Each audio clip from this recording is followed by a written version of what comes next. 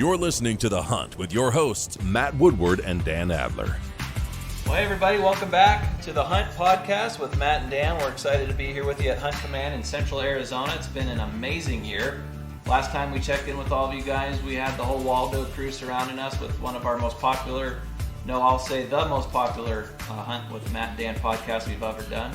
Today we've got my partner Matt here, Cole and Tanner here, Cole Kemp, Tanner Kemp, special guest today, Cole full-time guide and his brother Tanner.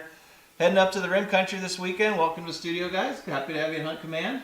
Thanks for having us. Thanks for having Welcome, us, guys. Happy to be here. We're going to have a lot of fun. I guess for our listeners, probably want to get caught up on some of the things that have happened since we last touched base. Also, I'm sure you want to know how Waldo finished up. We were last talking about 430s and 440s, and by the time the SCI Master Measure finished him up, he was 425 and 6/8. That put him at all-time number 11 SCI and number 7 with the rifle. And I can't say enough about the team that did that. He did turn into a Best of the West episode. However, he wasn't a true Best of the West episode because someone who will remain anonymous, whose name rhymes with Ann, may have hit the wrong button and turned the camera off instead of on. So we didn't have a perfect kill shot. So it did turn into an episode of Best of the West, but it was more like a 3-minute segment. And it's actually one of our folly videos from last year. But we did capture the moment that Mark got his bull. Another big shout out to Mark. Congratulations. The bull's at the taxidermist, and he's going to be finished up here soon. So we're going to do a little bit of a season recap here. We've got a lot to talk about. 100, 150 animals have hit the dirt since we last talked, from elk to desert bighorn sheep, coos deer, mule deer, antelope, oryx, black bear, mountain lion. What am I forgetting? A little bit of everything, yeah. There's been a lot of critters hit the dirt, so we want to do a little recap. And then just so you can plan your drive or wherever you're listening to us today, we're also going to talk about setting reasonable expectations mentally and physically for yourself on your own hunts, setting your own expectations mentally and physically when you're on a guided hunt. And for those of you that are planning on hunting with Diamond Outfitters in the future, what are we doing to prepare for you? Because we know you're trying to best prepare for us. So that's some of the things we're going to talk about today, and I think I'm going to start off with Matt here in a moment, and let's just kind of get a mindset of, since we last talked about Waldo, kind of review in our minds. We hit New Mexico in the early season really hard. We got a lot of antelope hunts and bear hunts and lion hunts that kind of come in that August, September time frame, and then, you can almost fast forward to the off season. But Matt, after Waldo, what are some of your fondest memories in the field and kind of a season recap in your mind? Wow, it's been a long, busy year so far. We're not quite even done with this season yet, but despite COVID and all the train wreck of a year 2020 was, we knocked it out of the park. I think everyone stayed really busy. We didn't skip a beat. We never missed any hunts. We had some cancellations. We had to fill those cancellations to get some hunters in the field. And like I said, with all the challenges that 2020 brought, it was still a pretty impressive year. Antelope season was great. We spaced our antelope hunts out this year in August and September and October.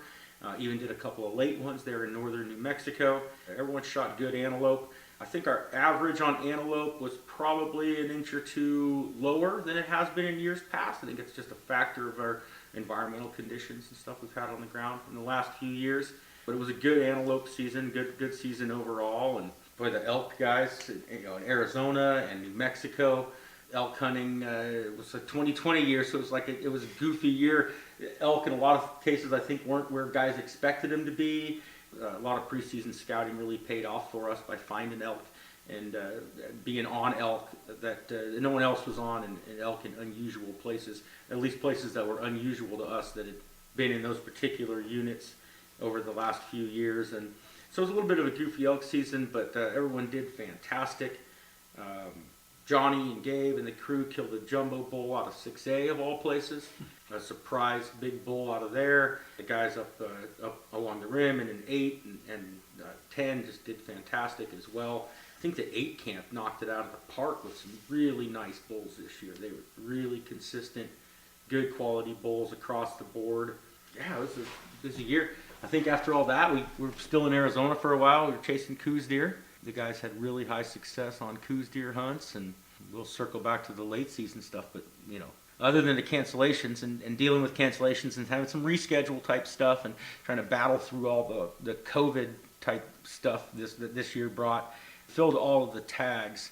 I think we had a hunter or two that didn't fill a tag themselves this year, but other than that, probably 95+% success across the board in Mexico, and good year. Yeah, I think overall. the COVID stuff was really interesting because at first, right, the whole world shut down, right? This time last year, I was actually on spring break with my family in Disneyland of all places, and we were kind of poking fun at the 2 or 3 people that were wearing a mask at that time, and we're like, man, these guys are really overreacting. And 2 days into that, we're still at Disneyland, and the news is talking more and more, and I'm like, what are they going to do, shut down Disneyland?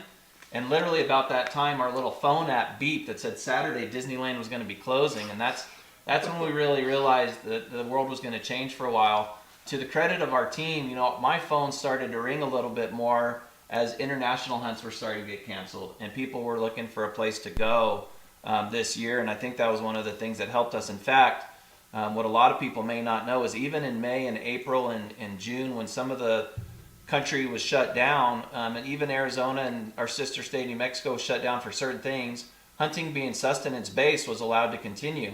So we actually had turkey hunts that took place, we had oryx hunts that took place, we had bear hunts that took place, we had bison hunts that took place. We kind of adapted to the circumstances we were given.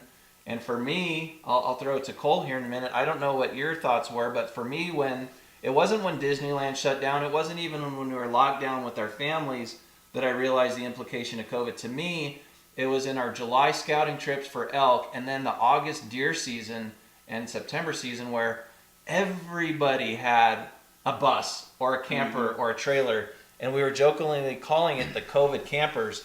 You guys have hunted so many different places throughout the Southwest in those opening seasons, and we know how much traffic to expect. Yeah. But holy cow, Cole, tell me what you experienced out there in that early season, because to me it seemed like it was a NASCAR weekend everywhere we went on public ground. Yeah, well, it's funny you say that, because it wasn't even just the early season. I think I noticed a lot of it too, even on this last the OTC in December and January.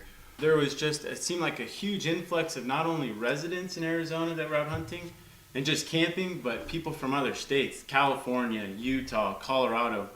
I mean, in our eyes, like, it's a good thing that there's people out in the woods. Like, I feel like we always want to have a bigger name for ourselves as a hunting community, but it also is making me question, what's it going to be like with all these new hunters and these new campers that are out in the woods? Like, is that something that, can Kokanee National Forest handle all these new campers? Can they handle all these new hunters? And I think, you look at our times now, we had 18,000 new applications for the Game and Fish can't handle the new hunters right now. Game and Fish can't handle it. So it's definitely a new time and evolving. And as guides and as people that hunt for a living, scouting, we have to get creative. We're going into areas that people might not normally go. We're pushing the boundaries. How can you be creative?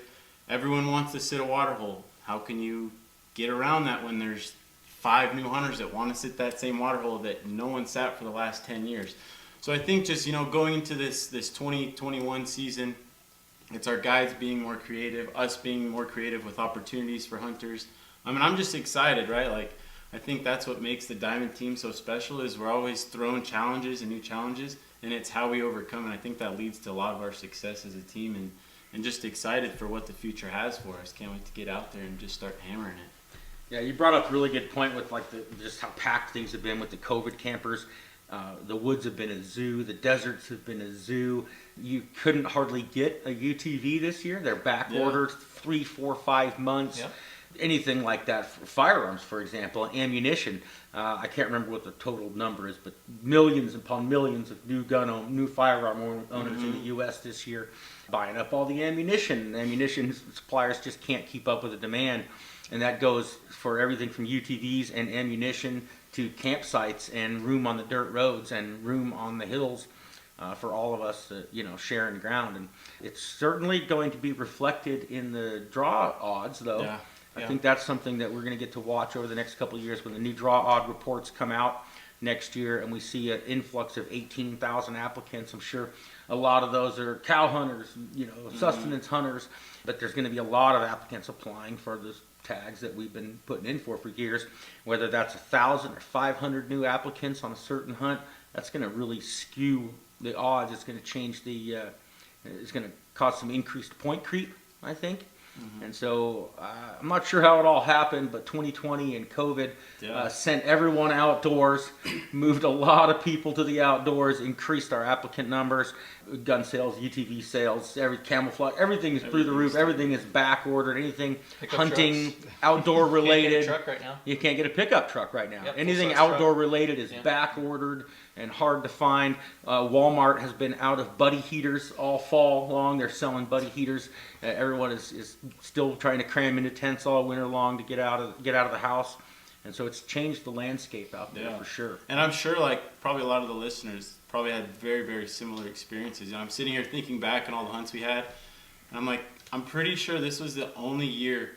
It seemed like in every camp there were guides or clients coming back saying, man, we were glassing and someone rolled right up on us and glassed right next to us. Pulled up right next to us. And I was just like, man, how crazy is that? We're you never really had to worry about that in the past, and I'm sure people are probably frustrated with it, but I feel like that's just kind of how things are going to be moving forward. We just have a huge number of people that are interested in the sport, interested in camping, and just finding ways to adapt, And it's a whole, on one hand, it's right, it's a whole conversation on hunter ethics. What do you do when you roll up a guy that's there? Yeah. On the other hand, is it a technology question? Because when we've got Onyx and we've got GPS and we've got Flatline, we've got all these different great tools. If I'm sitting in a camp I've never been to, I'm a DIY guy, and I'm showing up in Arizona the night before the hunt, what am I going to do if I've got a pair of 15 by 56s and I'm stuck in unit A, B, or C?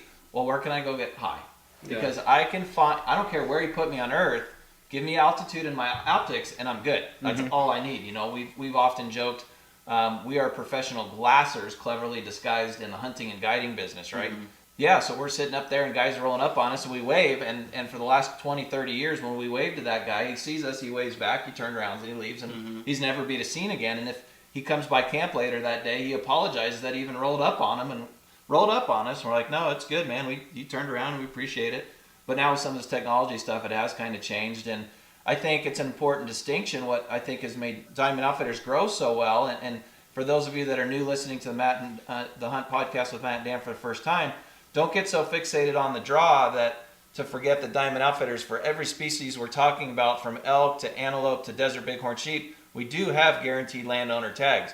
So you're going to hunt with us one way or another if you want to, but we want to give you the most amount of opportunity to hunt with us in different states and as you know, different countries. So that technology's changed it, the hunter ethics has changed it, and now we'll just throw in a little bit of kind of one of the hot topics in the Southwest, recently in Arizona, and now starting to play out in Utah, is this notion of a trail camera ban, and or a seasonal ban, or not to be able to use it for the purpose of take, which good luck trying to define that. But I'll say my first thing, and I'd like to get Tanner and everybody's opinion here too. I've been asked by several highly visible public figures, whatever you want to call them, to make an official statement, and the same official statement I've made to them I'll make here on the podcast is, a lot of guys are talking about the use of cameras and whether it's fair or whether it's ethical and all these different things. And while that's the response they're asking from me, I think, guys, personally, maybe it's as a veteran, I don't know, I'm not overly concerned about the question of a trail camera or a UTV or a particular bino or long-range scope. I'm more, and tell me if I'm wrong, I'm more concerned about government interference in the way we hunt and fish. So if I want to use a long range gun and then the next day use a pistol, as long as it's within the regulations of that season, good. If I want to use a trail camera and then the next day not use one, good. I mean, it's a consumer item that you can buy and sell. We don't need to interfere with interstate commerce. I don't feel like I want the government telling my 14-year-old son how they can operate in the woods. So is it a trail camera issue, Tanner, or is it a freedom issue? I personally feel like what you said is nailed head. Everything's perfect when it comes to the government overreach like you're referring to. I see a lot of people that have issues with too many cameras on a water hole or whatnot. But at the end of the day, everyone's out there trying to do the same thing you are. We all live in a country that allows us to be free. There are soldiers that go across seas and fight for our freedoms, and that's what allows us to live in this great country, is that ability to go out and put trail cams on the water hole. And do we really want to risk losing that and letting someone that has, quite frankly, probably no idea what trail cameras are, telling us what we can and can't do. I feel like there's a lot of things that people need to mind their own business, and this is one of those situations that I strongly agree and encourage. It's giving them an inch. It's not about the trail cameras or the right or wrong of trail cameras. It's giving up privileges that we have, any privileges, and I don't want to give up any of those privileges, because once we give them an inch, they're going to take a mile. Yeah. And so it's the beginning of the end, basically. It's the beginning of them taking and pulling privileges from us. So we've got to fight each and every one of our privileges seriously. We lost, trapping, 30 years? 30 years ago now at this point. Folks may have a difference in opinion on this as well, but a lot of it was apathy on hunters' parts that they said, well, I don't trap, I'm not worried about that. So you had some adamant, serious trappers down there lobbying the courts and stuff to keep trapping, and you had the rest of the hunters that just weren't worried about it. Yeah. And so the same thing goes with trail cameras and crossbows and muzzleloader restrictions and everything else like that. You got a rifle hunter, so I'm not concerned about muzzleloader restrictions, but in reality, it's restricting our hunting privileges as a whole. So to me, it has nothing to do with the trail cameras in particular. I just prefer to fight tooth and nail against anything that pulls hunting privileges from it. And a trail camera's never killed an animal, as far as I know. I mean, mine have been very benign. They're very safe. They're unloaded at all times, and they've never killed anything. Yeah, and I've seen a lot of threads, right, that talk about who this will hurt the most is guides and outfitters. And I think I understand the sentiment from the public, but I'm going to tell you why I disagree with that. It's the same reason that who wins a presidential election doesn't alter my life. And I know it does for a lot of people, but let me explain. I'm a sandbox guy. You put me in a sandbox, you give me my predefined rules, and because of the team I've surrounded myself with, we'll come out on top. Now, did I want Trump to win the election? Did I think he was better for hunting and conservation? Sure, I did. When Biden won, did I think, well, our business is over, we're going to lose? I mean, heck, Joe Biden's the greatest thing that's ever happened to firearm sales since Barack Obama. Since Obama. or even Jimmy Carter 40 years ago. Yeah. So, in some ways, there's been a boost there, and if more people are putting in for hunting licenses now, then there's a boost to the economy. But here's the deal.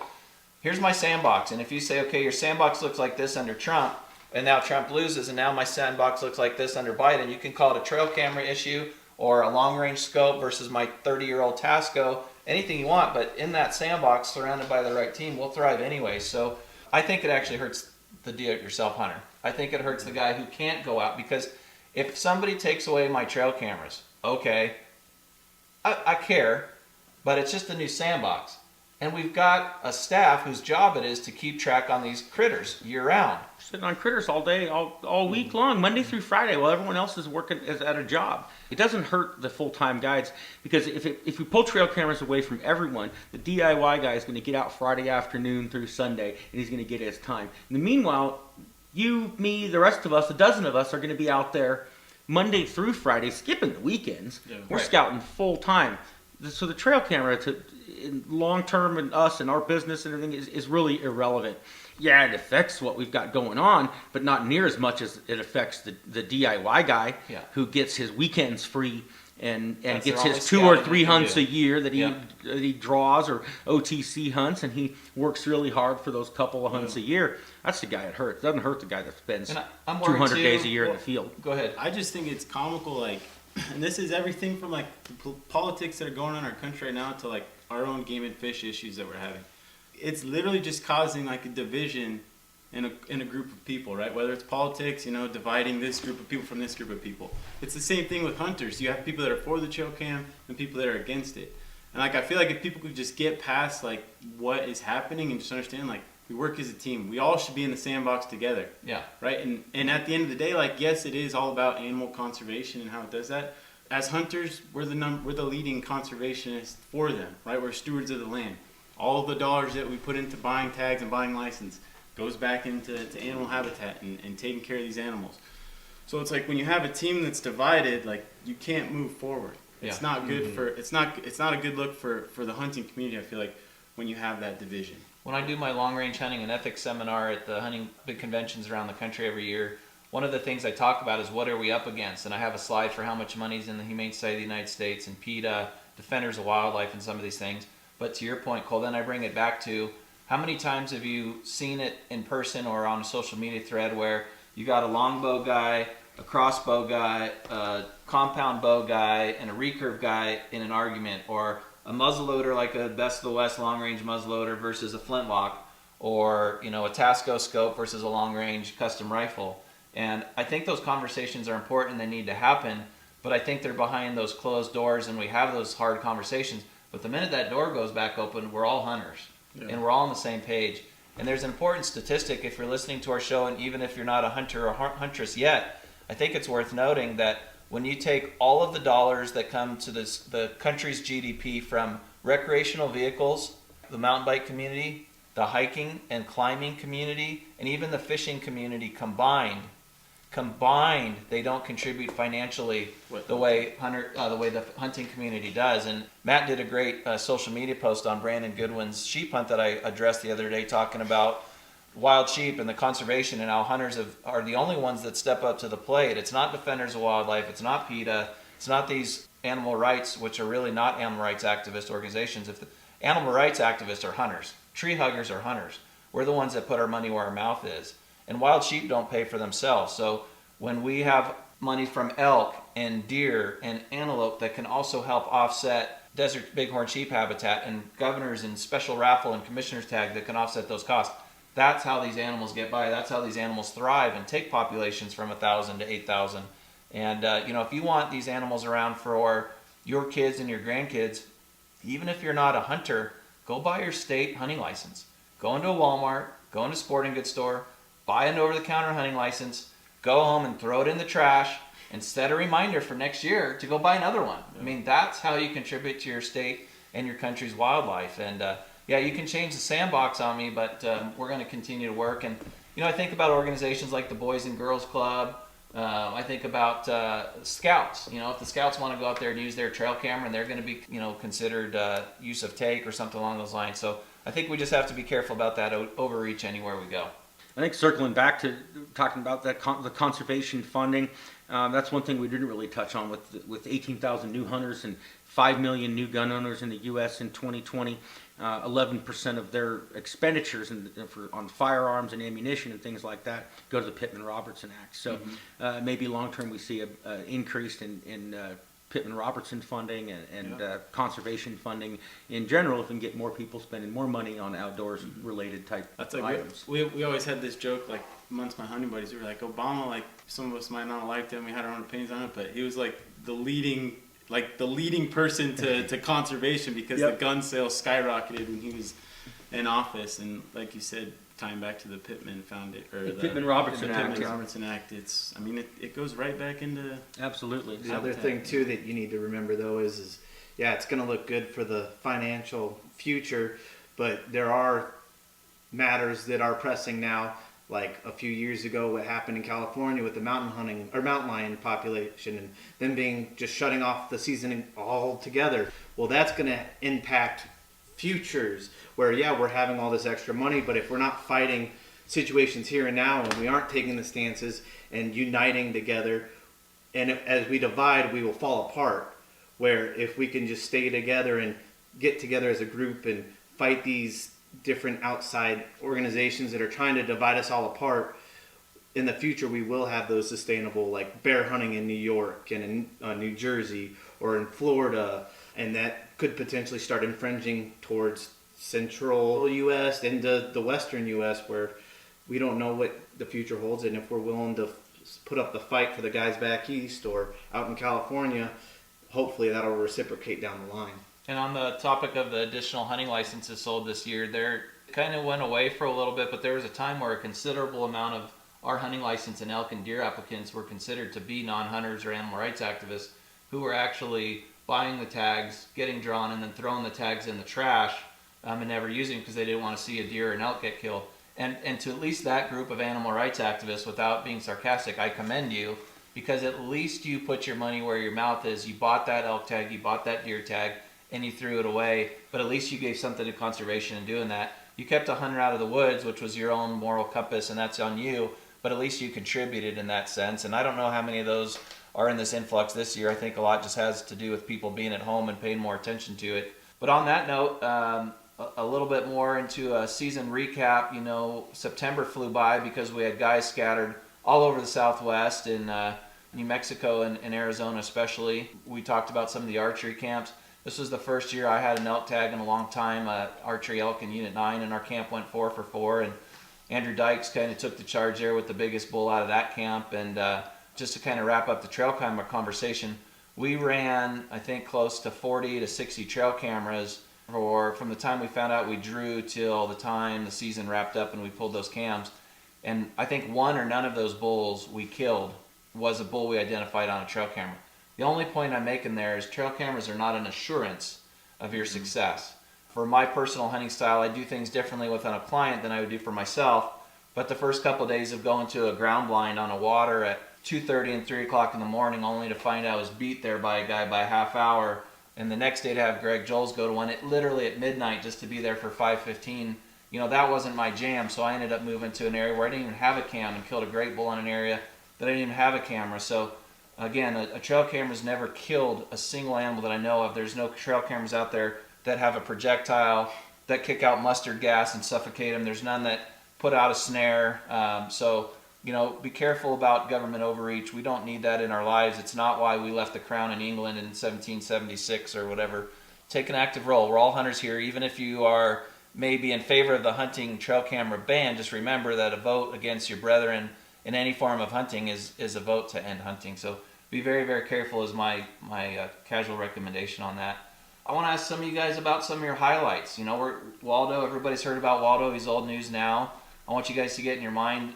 Cole, I'll probably throw to you first. Some of your most memorable hunts. I know you just finished up an awesome archery hunt with Jim. You had some great hunts throughout the fall. Saw a lot of critters hit the dirt. What's some of the things that stand out, maybe the most comical or the most rewarding hunt from this past fall? So I would say I had a really, really unique hunting season because I hunted with clients that it was literally their last hunt they would ever go on. Like, they told me that, saying, they hit that part in their hunting career. They physically couldn't do it anymore, mentally couldn't do it anymore, and had a great hunt. But then I also had the opportunity to hunt with hunters where it was their first hunt ever.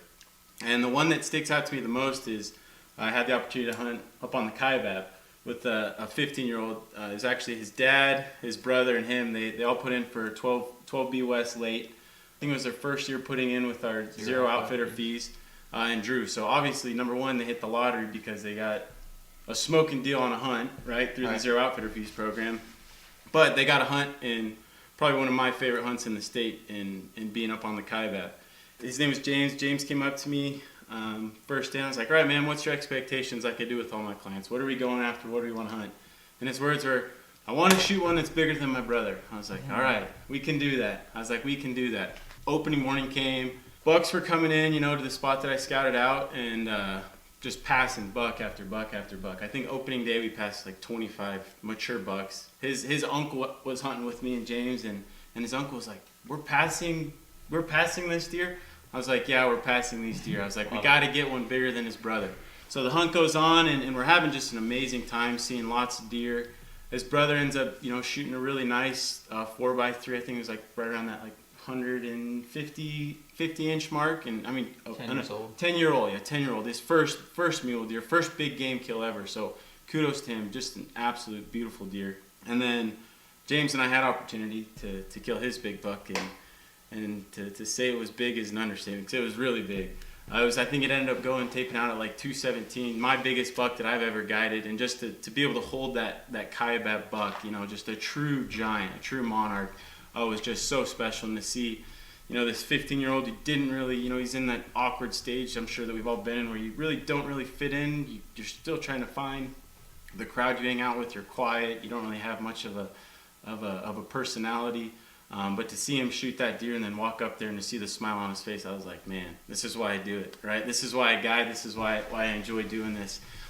So really just to see those, like I said, those experiences of people finishing their hunting career and just getting started, it's special.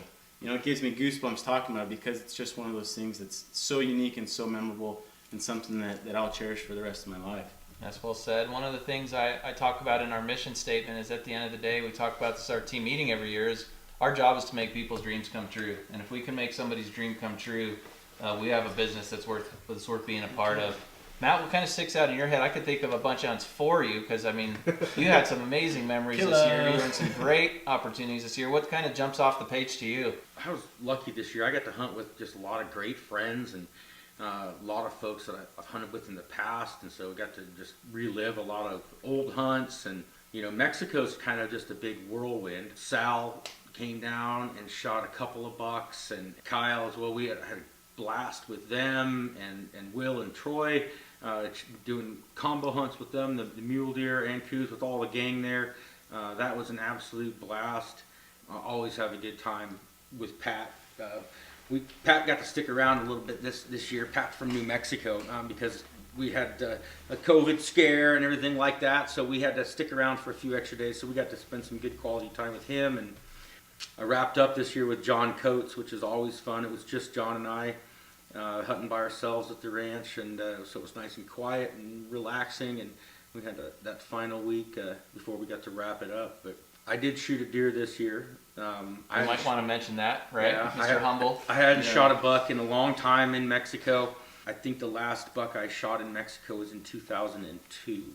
So 19 seasons ago, the last buck I took home. Cole and Tanner and Dylan down there, and we got lucky. We just had a good opportunity, ran into the right buck, an unbroken buck. February 8th. Still rutting does. Yeah, chasing does in February. Every buck on the ranch at that point was just trashed, right? We've got a really high buck to doe ratio. We've got a lot of bucks, and they're just beating each other up. So once we got to about mid-January, a high percentage of the bucks were just completely trashed. And so we had kind of written off any chance of bumping into a big muley. And the big muleys we did bump into were missing a fork or a tine and things like that. So to catch that guy late in the season and kill my best mule deer buck ever with good friends there, that was an awesome way to cap the season off. Man, the fall was great though. We shot a whole bunch of antelope in central New Mexico there, kind of our home base there for a lot of years. That was great. The oryx hunting was good this year. The elk hunting was great. Turning up a bunch more mule deer there. We're gonna change that over the next couple of years and start targeting some of those bigger mule deer bucks. But really good year. Just got to go on a sheep hunt with a good friend, Brandon Goodwin. Go down and actually help with another outfit, Amigos Guide Service, and go help Brandon on his sheep hunt. So that was a great way to kind of cap off the late season for me. Brandon took a beautiful sheep, and on about day 4 of our hunt, and we spent a few extra days down there, and just got back from that. So there really is no off season if you think about it. And this is without any trade shows even this year for us. So we've come off all these hunts, all the excitement from starting in July with Waldo and coming up to this point. But if we all look at our calendars, the next couple of weeks we've got a bunch of oryx hunters coming to New Mexico. We've got turkey hunters coming to New Mexico. We've got spring bear hunts in Arizona. We've got juniors turkeys and spring turkeys in Arizona. There really is no off season. The guys are just coming back. Half dozen guys were up on the Kaibab picking up sheds the last 10 days. It really is a neat country where you can do this as a living and pursue God's creation. And it's very humbling, and it's really neat to have such a great team. When I think of some of my hunts, and I'm going to throw it to Tanner and here in a second too, I know we said we beat up Waldo enough, but the hunt, I won't talk about the hunt with Waldo, but I do want to talk about the atmosphere in that camp. Not just after we got Waldo, but in the days leading up to Waldo, the companionship, the new friendships that were made, the old friendships that were solidified, how Mark, our client, just felt like he was part of a bigger picture once the animal was down, how a lot of our families made it to camp, and the game wardens came to camp, and heck, guys drove up from Phoenix just to look at the bull and turn around and have to go right back to Phoenix. And so I think from a business owner, outfitter standpoint, just seeing, hey, it's been a long road since 2004 building up this team, but to see how the guys they care about each other. It's one big happy family. Was really special, and that only took off more in the last few months when Tyne and Jerica Heckthorn made the big decision to bring Pure Addiction Outfitters to Diamond Outfitters, for Mike and Lane to bring HD Trophy Hunts to Diamond Outfitters. The family that we're building here is truly special, and this could be, it happens to be a guide business, but it could just as easily be a engineering firm or an airline or anything else. When you have a team of people that genuinely care about the mission, genuinely care about the guy and gal sitting next to them on their left and right, really anything's possible in any business. On the hunting side, one of the things that has to come to my mind selfishly is my son's first hunt across the border. I took him across the border in January. For those of you that have done that, you know what that first time you cross yourself is like. And then after you do it a bunch, it becomes old hat. But to be out there with my son at 14 years old and watch him mature into a young hunter who's been an accomplished hunter since he was 6 or 7 years old, even on overseas hunts for Best of the West episodes. But to see him, make a decision to take a deer at long range and to understand the responsibility that comes with that, and even when it didn't go perfect, ending up with a 4 or 5 year old deer at 1,018 yards, that was a great moment. And I know that'll be a controversial comment because half of the community will say, great, good job, that's amazing that he's learned that type of marksmanship. The other half will say, why would you ever teach a 14-year-old to shoot a deer at 1,000 yards? Well, I believe in personal freedom, I believe in choice, and I'll tell my kids all the time, I'll never take away your choice, but there's consequences with your choice. So in my son's circumstance, the first shot that hit wasn't a great shot. A lot of adult experienced hunters would kind of kick in their mission focus to rack the gun and take that next shot. He looked up at me and said, I feel bad. And I said, that's okay to feel that. Now let's get the job done and let's get that deer down. And we did. And, I told my wife I was so proud in that moment that he was humbled by the fact that he was recognizing the yardage involved at the shot, but that there was a life at the end of that bullet, and he took responsibility for it. So that was a pretty special moment to me. And to have Skipper Tim down there and the whole gang was a pretty special deal. So I think it's been a great season in that sense. The season never really stops. Tanner, when you think kind of back on this last season, what are some of the things that stand out most to you? I got my butt handed to me in Idaho and had to come home early because we were buying a house. And then I was able to get over being able to come home early. I was able to go to a family tradition camp where my brother and I and our whole family goes during the OTC August tag. And Cole and I were trying to target some really big deer this year and just couldn't get it done, but I was able to shoot a bear. But I think my favorite story of all was having the opportunity to go with Matt and Cole and Dylan down to Mexico. And I've got a nice little badge of honor saying that I was able to help 3 different guides tag out on deer. And I was the last one to take a deer. Yeah, I shot the cartoon from open season, a 1-antlered buck. But at the end of the day, we killed some awesome deer down there, and I had a great time. And being able to kill a freak of a baby giant with Dylan and helping Matt kill his, and just the experience of Mexico was what I've always dreamed about. And I really hope I can get the opportunity to go back because I will definitely take advantage of that. Great memory for you and your family and friends. And it does, on the promotional side of things, kind of remind me that one thing we haven't talked a lot about is kind of a cool announcement. So we talked about Lane and Mike coming over. We talked about Ty and Jerica and Stu and Hunter coming over and some of these other things. But we haven't talked a lot about Colorado. And Colorado's we're talking about. Since we last did a podcast here, we added approximately 35-40 elk tags, 35-40 mule deer tags, maybe more, in southwest Colorado, basically on a geographical line from Durango all the way through Maine coast, up towards Cortez, into Lewis, into Dove Creek as you kind of follow it. And these are all private land or exclusive guide use BLM type hunts. Matt and I are going to bring into the Diamond Outfitters family as co-owners. I'm tickled about it. We don't 100% know what it looks like. We've been up there. We love it. We know what the business has looked like for the last 5 or 6 years. But Matt, what's your, I know we got a lot of high expectations for ourselves, but really excited for our clients for this coming year to be able to introduce Colorado to our inventory that already encompasses Arizona, New Mexico, and Sonora. But for you, what does this opportunity mean to be able to take on these giant deer tags in Colorado and some really fun opportunity elk hunts? What's your excitement level? Yeah, I'm really excited. It's a little bit of a different game than we play down here in Arizona, New Mexico, and in Sonora. I think quality mule deer hunting is one of the toughest things to offer in the Southwest, especially quality private land mule deer hunting. We've got the Kaibab and the Strip and things like that on draw tags and some limited opportunities in New Mexico as well. But to really be able to offer our clients consistent quality mule deer hunting, I think, is the thing I'm most excited about. The elk hunting, again, high density, great rut activity, lots of bugling, just fun elk hunts. And I love hunting elk as much as anybody. But mule deer has always been, certainly in my career, it's been, I guess I won't call it a weak point, but it's been something I've done the least amount of.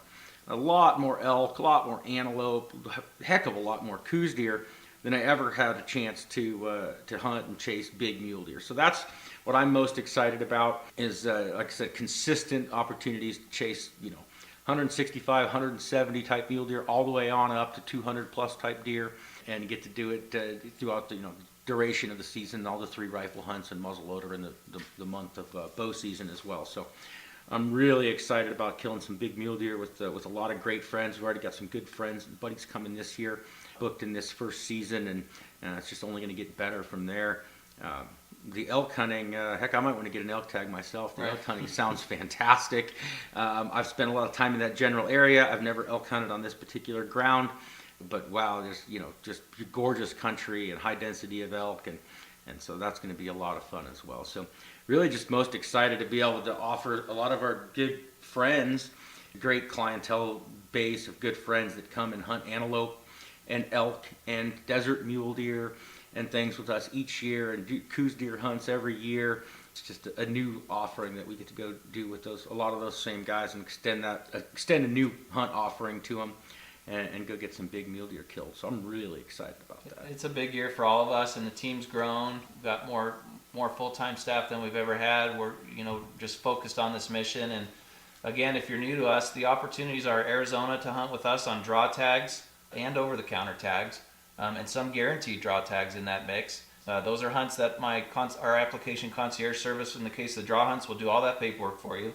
In New Mexico, we've got the same thing. We've got draw tags, we've got landowner tags, and then in Colorado, we've got draw tags. Now these private land voucher hunts, and that's a big deal. So again, you're not limited like with some other folks where you'd be limited to maybe got to do a draw. I mean, if a guy wants to hunt elk with us this year, he's hunting elk with us this year. Antelope, he's hunting this year. Desert bighorn sheep, he's hunting with us. Mule deer, black bear, you name it, you're going to be able to hunt with us. And to Matt's point, a lot of these guys are the same guys that hunt with us every year, and these new offerings give them something to go do that they haven't done before with us. And so we're excited about that. Something Cole mentioned too, if you're not familiar, go check out ZeroOutfitterFees.com. His 15-year-old hunter killed a 217-inch deer on a $399 annual hunt membership. I mean, it's preposterous, but it's something we want to do. Cole, I'm going to throw to you in a second. We've got a new offering. I'm going to call it the Toes in the Sand Mule Deer Hunt in Mexico that we're super, super excited about. We're only going to take 3 to 6 guys in 2022, so give one of us a call if this is something you're looking at. But this is going to be a really unique private property opportunity to hunt mule deer while camping on the beach. Cole, fill us in on the details. Yeah, so I had the opportunity to go down with Hunter Smith, who's a really good friend of mine, who used to run Broadhead Outfitters, and pretty much what they do is they hunt mule deer on the Syrian Indian Reservation, which is literally on the beach of Mexico. When I first heard about this experience and had the opportunity to guide it, I was like, you mean we're going to hunt mule deer on the beach? Doesn't really make sense. And then he shows you trophy pictures, and you're like, oh wow, we really are going to go hunt mule deer on the beach. So pretty much what it is, though, is your camps, everything's set up on the beach. You're eating fresh fish, fresh ceviche, octopus, you name it, that the local Indian reservation, the tribe people will bring to your camp. The mule deer, the trophy quality is probably I would say 165 to that 180. That's a really, really good buck. We did kill a few that were right there at that magic 200. That's a good range to shoot for, though. You're hunting 165 to 180 class deer with a chance at bigger. Yeah. So definitely chance at bigger bucks. It is a more physically demanding hunt, just because the way you have to hunt them is these mule deer are in these big arroyos, and the only way you can see them is to climb up pretty much to where the sheep live. So there's a big mountain range where the sheep live, and to see in these arroyos, you get up high in glass. We're talking about glassing, get high and glass low. So you're climbing up these mountains, and you're looking at these mule deer bucks rut, and if you're having a slow day, not seeing bucks, you just glass out on the ocean, and you're looking at dolphins swimming and hanging out. That's so awesome. Hanging out. So it's really like how I explain it to people that would want to go on this hunt. It really is a once in a lifetime opportunity. Not many people can say they've hunted on the beach, and it's super, super rare. It's super, super fun, and it's just something that if you have physical, in a little bit better physical shape, that probably 30 to 50s, or if you're in your 60s and you're cranking and you feel like you can do this, I definitely would recommend giving us a call, because it is a once in a lifetime opportunity, and for us to be able to offer it to our clients, it's same as the Colorado thing. It's really special. It's really, really special, and just what the team has been able to produce and come up with and be creative to offer these hunting opportunities. It's super rare, and it's not seen in this industry. No, it's right? some of the opportunities that are there as well. When you're down there on a mule deer hunt and you tag out, they've got these great little 18 and 20 foot panga boats to take you out fishing in the afternoon. Yeah. Camp is literally on the beach, so like, you're camped toes in the sand on the beach. I can't stress that enough. Like when you pull into your camp, it's literally 10 feet from the ocean. So you're listening to the waves crash at night.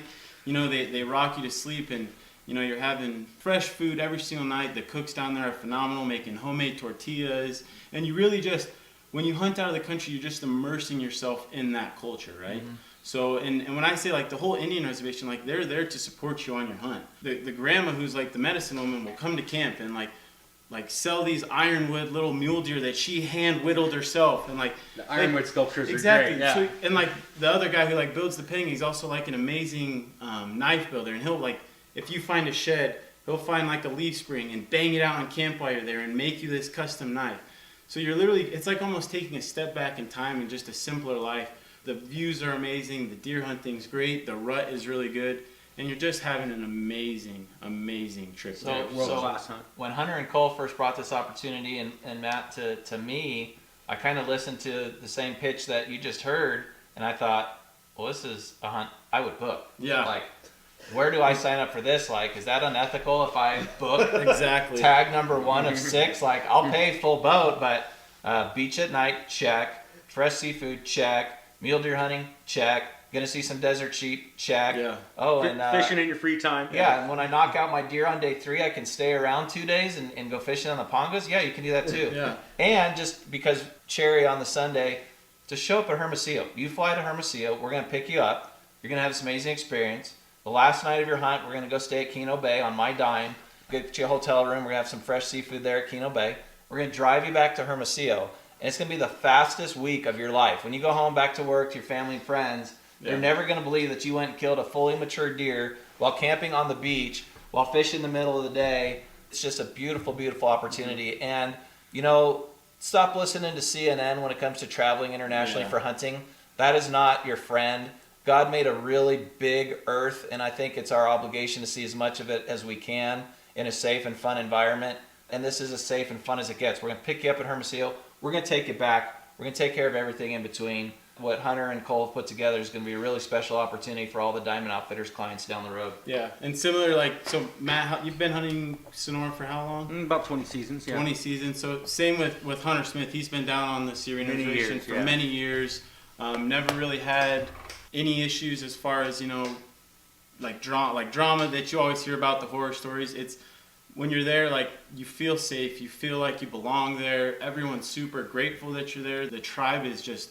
Like I said, that's like their source of income, right? Like selling these deer tags and putting on these hunts is, for a lot of them, that's how they get this source of income. So we're giving back to the community that's there, which is super awesome. And my brother actually just reminded me too, you tag out on day 3, you still have, 4 more days to hunt down there. You're fishing. They have brant geese, which I'm not a huge waterfowl person, but we had a client that we took down there that was from Illinois. And like he pulled up to the beach and was like, oh my gosh, that's a brant geese down there. So I guess it's this rare geese that they can hunt down there, which we'll have the opportunity to do.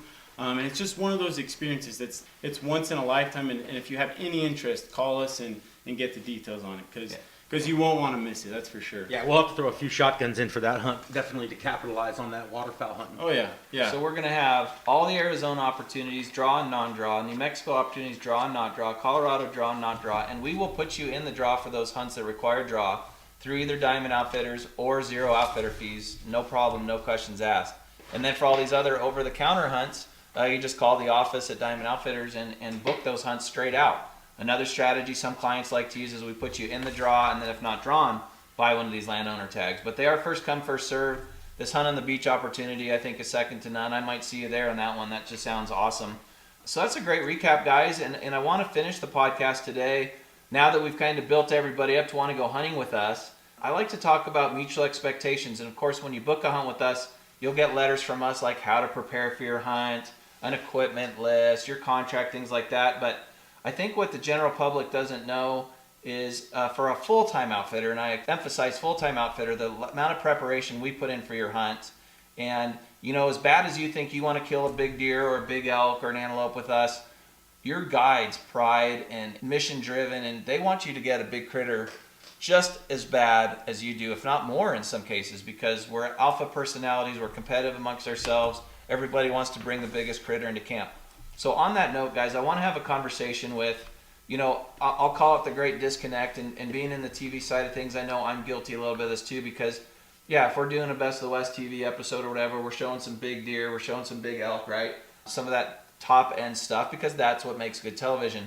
That's 10 days of stuff for a 22-minute video, right? So I think we need to have a conversation here on the podcast about how we prepare for a hunt and how the client prepares for a hunt and those mutual expectations. And we realize that by the time you're able to actually book a hunt with us in your life as a hunter, you might be a new hunter, you may be a hunter, that's got more in the rear view mirror than in the front of the mirror, but as long as we manage expectations up front and we know what you're capable of months and weeks in advance and what we're looking for, I think you'll do really well. I think when you start setting yourself up for failures, when you put down that hunting magazine and go, okay, I'm going to go to Arizona or New Mexico and I'm going to go kill a 400-inch bull.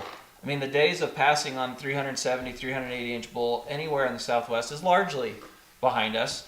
There was a time in the 90s where you literally, on certain units and certain tags, just wouldn't shoot anything under 360 or 370. Today, it's not as common at all. So I think you need to have your expectations managed up front by understanding your physical expectations, your mental expectations, and then understanding that, we can't create or control the habitat, we can't create or control the hunting pressure, things like that, but the variables that Diamond Outfitters can control, we're going to control at 100% level. We're asking that the variables you control in your preparation for the hunt meet that same level of energy. So Cole, I guess if you were talking to the next 150, 200 hunters you're going to guide over the next several years, what are some of the things you'd want them to know going in? How are you preparing for their hunt months and years in advance? And then obviously everybody's physical conditions are going to be different. Their shooting capacities and comfort levels and ethics are going to be different.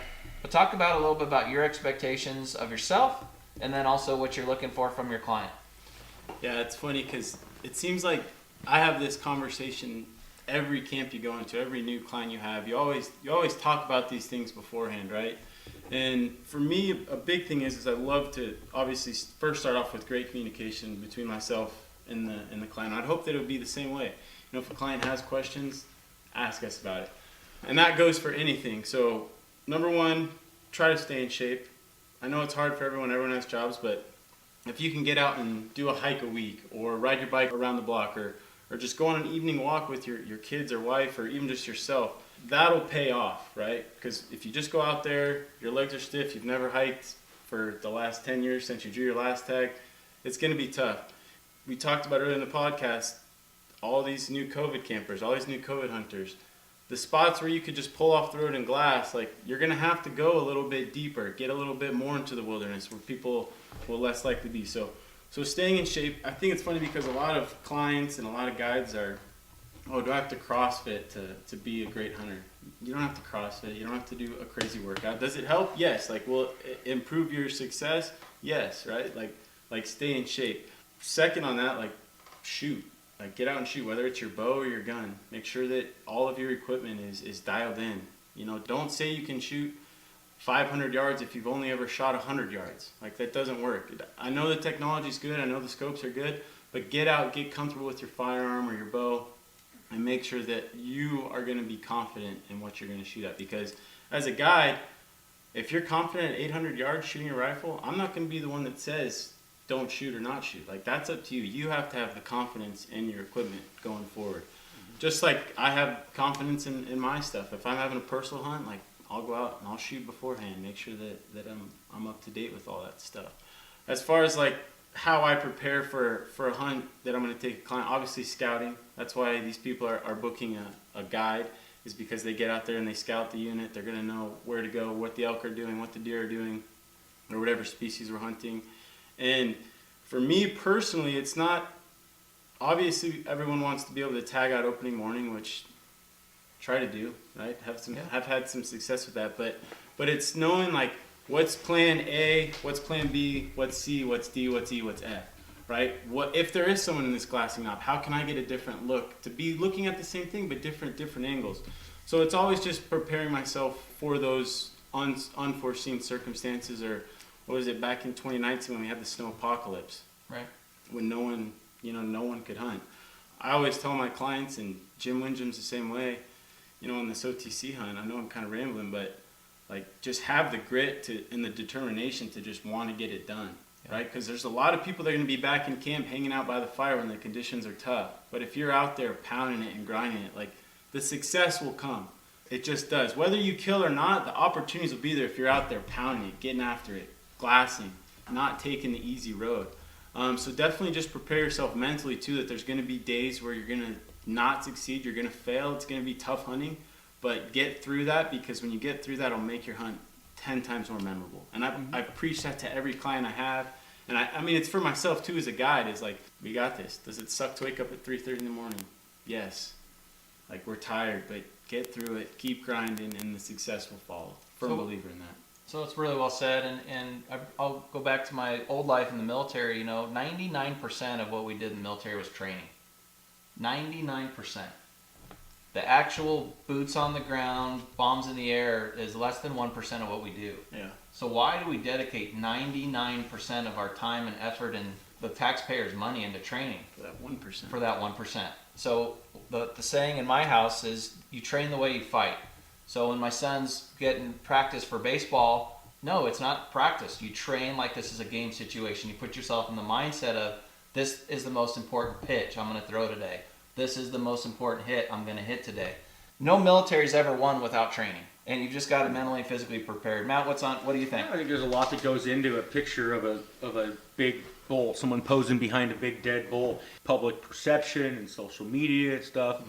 Everyone just sees a picture of a guy behind a big dead bull. And I want one of those too. I want to get that picture so they can get their tag, and they don't realize what has gone into killing that big bull. Whether it's just the amount of time and effort that hunter has put forward, and the amount of preseason time that guide has put in. Our goal for you guys is to pick up on the fact that we take our hunting seriously, but don't take ourselves so seriously, that we have a lot of fun, and that we offer a client service that's very detailed and very in-depth, but also that this is a podcast that the DIY guys are going to love. You don't need to be our customer to benefit from this. We don't expect that. We just want you to be here and have a good time. We're glad you're listening today. As I said, Matt's very humble, but his background and knowledge of all things Western big game hunting, all things crossing the border into Sonora, just a litany of different things and opportunities to have adventures with the Diamond Outfitters crew, and we're glad you're listening. The Hunt with Matt and Dan is brought to you by Zero Outfitter Fees, the Wild Sheep Foundation, and Diamond Property Group.